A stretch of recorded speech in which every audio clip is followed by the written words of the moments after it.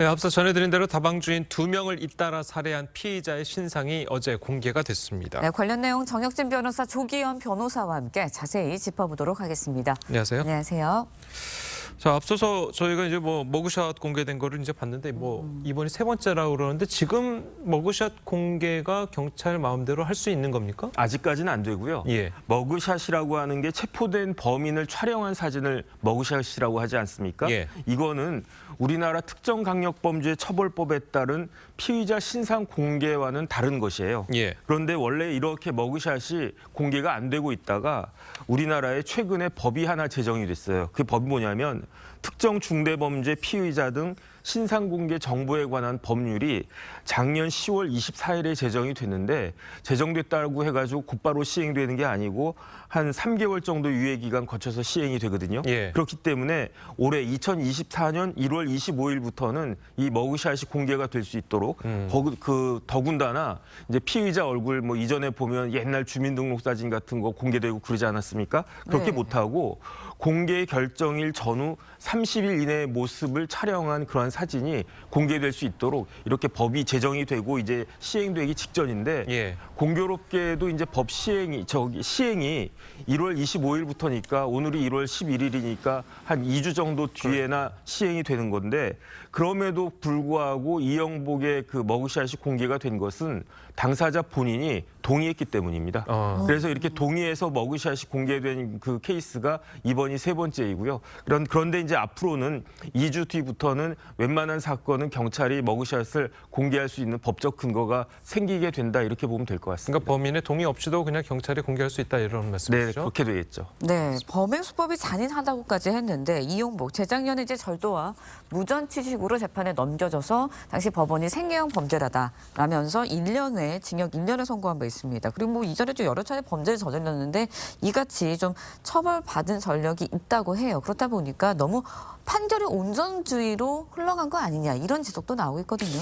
그런 지적이 나올 법한 지금 상황입니다. 왜냐하면 이 일반 절도에 해당되는데 그 기준 양형 기준에 의하면 2년까지 처벌할 수 있고요. 이게 상습적으로 이루어지거나 하는 경우에는 가중 요인이 좀 있습니다. 그런데 이 사건 재판부는 아마 이제 이영복 씨가 반성하는 입장을 표하니까 그거에 대해서 일부 감경을 하지 않았나 싶습니다. 1년으로 선고를 했다는 것은 기본 양형 기준에서 좀 더 이제 낮게 형량을 정한 거기 때문에 근데 이 사건 범죄가 한 달 만에 이루어졌고 단순 절도이긴 하지만 그 이전의 범죄 행각을 보면 강도 강간 또 이 가석방으로 석방된 후에 전자발찌를 끊고 도주한 사건이나 이런 거를 보면 이 더 중대범죄로 발전할 가능성이 대단히 농후한 자였단 말입니다. 그렇다고 하면 이런 요소를 종합적으로 고려해서 반성의 모습을 표한다고 하더라도 오히려 그 자체를 받아 감경 요인으로 볼 것이 아니라 여러 가지 범죄 전력을 통해서 오히려 가중할 사유가 아닌지를 봤어야 되는데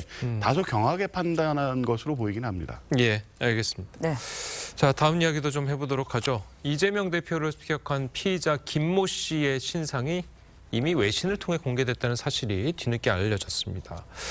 사실 경찰은 공개를 하지 않았는데 네네. 외신은 어떻게 알고 이거를 공개를 하게 됐을까요? 그 외신에서는 이제 뉴욕 타임즈였던 것 같은데 예. 그 기자들이 취재를 해가지고 그 나름대로 그 공개를 갖다가 한 건데 우리나라 법이 제가 조금 전에 말씀드린 바와 같이 특정강력범죄 처벌특례법이 있거든요. 예. 그 법에 따라서 피의자 신상 공개가 되는 요건이 수단이 잔인하고 피해가 중대하고 범행 저질렀다고 할 만한 증거가 충분하고 국민의 알 권리에 필요가 있고 이런 경우에는 공개하도록 되어 있는데 현실적으로는 이 공개 여부를 결정하는 것이 신상공개심의위원회라고 있어요, 경찰에. 예. 그런데 이번에는 이 사람에 대해서 57년생 김모 씨에 대해서 그 공개하지 않는 것이 좋겠다라고 결정이 났다는 거거든요. 사실 그 자체가 저는 납득이 되지 않고요. 예. 그런 와중에 뉴욕타임즈 저도 들어가 보니까 대충 영문으로 쓰여 있긴 예. 하지만 동영상까지 나와가지고 아주 자세하게 나와 있더라고요. 그런데 외신에서도 필요하다라고 생각한 것을 경찰청의 신상공개심의위원회가 도대체 무슨 근거로 공개할 필요가 필요가 없다라고 봤는지 그 부분이 조금 애매하다, 좀 이상하다, 납득이 되지 않는다 그런 생각이 들고요. 예. 다시 한번 생각해서라도 이 정도까지 왔으면 신상이 공개되는 것이 맞지 않는가 저는 개인적으로 그렇게 생각이 됩니다. 네, 변호사님께서도 말씀해 주셨지만 피의자의 신상 공개, 비공개 놓고 계속해서 논란이 끊이지 않고 있거든요. 그렇다 보니까 결국에서는 관련 제도의 개선이 필요한 것 아니냐 이런 지적이에요. 예, 지금 피의자의 신상 공개에 대해서는 지금 말씀하신 대로 이 법률에 정한 사항이 아닙니다. 지금까지는 경찰 내부 규칙에 의해서 심의위원회를 구성해서 공개 여부를 결정하도록 돼 있기 때문에 그 결정에 대한 객관성, 공정성이 담보되기 어렵고 어떤 과정을 거쳐서 공개됐는지에 대한 확인이 안 됩니다. 그런데 1월 25일부터 시행되는 그 피의자 신상 정보에 관한 법률을 보면 이 신상정보공개위원회를 법정화했습니다. 그러니까 아무래도 이제 법에 이제 정해서 운영을 하다 보면 그 기준을 확립하거나 이 공개의 어떤 객관성, 공정성에 대한 판단은 더 확실해질 것으로 보이는데 이번 경우는 뭐 지금 변호사님 말씀대로 저도 좀 납득하기 어렵습니다.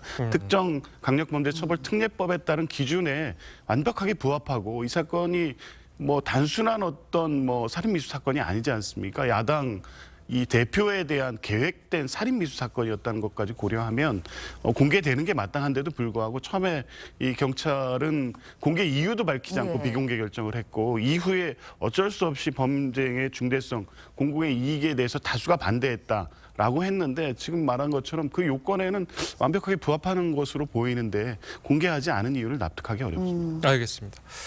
자, 다음 이야기 또 해보죠. 최태원 SK그룹 회장과 이혼 소송을 벌이고 있는 노소영 아트센터 나비 관장이 이 재산 분할 액수를 2조 원으로 크게 올려 요구한 것으로 알려졌습니다. 특히 이 주식 대신 네. 전액 현금을 요구했다는데요.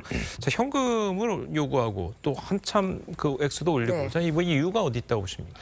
노소영 관장이 1심에서 요구했던 것은요. 위자료 3억에다가 그다음에 이제 SK 주식, 최태원 회장이 보유하고 있는 SK 주식의 42.29%를 요구를 했었어요. 예. 그런데 이 42.29%가 주로 그 몇 주냐? 650만 주였거든요. 그런데 그 2022년 12월 판결 1심 판결 선고 날 당시에 그 주가를 한 20만 원 정도 잡으면은 이 650만 주는 한 1조 3천억 정도 된다는 이야기죠. 그런데 그 1심 판결에서는 이 부분에 대해서 주식에 대해서는 인정이 안 되고 위자료는 1억, 그다음에 재산 분할 금액은 665억 합쳐가지고 666억밖에 인정이 안 됐어요. 예. 그렇기 때문에 근데 왜 이렇게 그 금액이 작아졌는가? 아마 주식을 요구했기 때문에 SK에 대한 경영권 자체가 문제가 될 수 있다라고 1심 법원이 생각한 것이 아닌가? 그런 생각을 노소영 관장이 한 것 같고요. 그렇기 때문에 이번에는 주식을 달라고 하는 것이 아니고 아예 그냥 현금으로 달라고 하겠다. 그런데 노소영 관장이 주장하는 최태원 회장의 재산은 5조 정도로 생각을 하고 있는 것 같아요. 그러니까 5조에서 2조 정도면 한 40% 되지 않습니까? 예. 그 30년 가까운 넘는 그러한 그 혼인 생활 기간 동안에 같이 부부가 공동으로 재산을 읽었기 때문에 그 최태원 회장의 재산의 한 40% 정도는 이제 재산 분할의 대상이 되어야 된다. 이런 의미로 2조 원을 청구한 것 같고 예. 그다음에 이제 그 위자료도 3억에서 10배 늘린 30억으로 늘렸는데 그것은 얼마 전에 이제 노소영 관장이 최태원 회장의 동거인인 김희영 씨 상대로 해가지고 30억 원 손해배상 청구했거든요. 그 금액과 위자료 금액 액수를 맞춘 것이 아닌가 저는 그렇게 생각이 됩니다. 알겠습니다. 네, 일단 오늘 예정돼 있었던 항소심 첫 정식 재판 연기가 됐습니다. 그런데 2조 원이라는 돈, 굉장한 돈 아닙니까? 재산 분할 가능할까요? 법조인의 견해는 어떠세요? 일단 최태원 회장이 소유 재산 규모가 말씀하신 대로 한 5조라고 하면 노소영 관장이 그 재산 형성에 어느 정도 기여했는지 기여도에 대한 판단이 중요할 것으로 보이고요.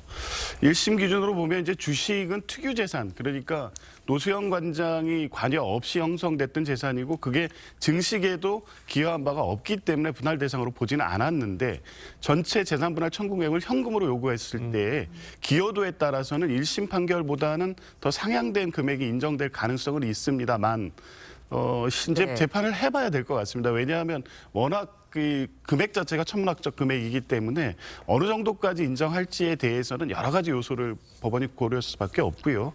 또 위자료 부분 역시 이 통상 아무리 일반 이 주요 인사에 대한 이혼 재판에서도 1억 이상 인정되는 사례를 저는 거의 본 적이 없는데 30억까지는 다소 어떤 이 사건을 쟁점하고 열어놔하려는 노소영 관장 측의 의도가 있기 때문에 재판부가 그 정도로 인정할지 아니면 어느 정도 합리적 금액에서 조정을 할지는 좀 판단을 지켜봐야 될 것 같습니다. 알겠습니다. 예, 오늘 두 분 말씀은 여기까지 듣겠습니다. 잘 들었습니다. 고맙습니다.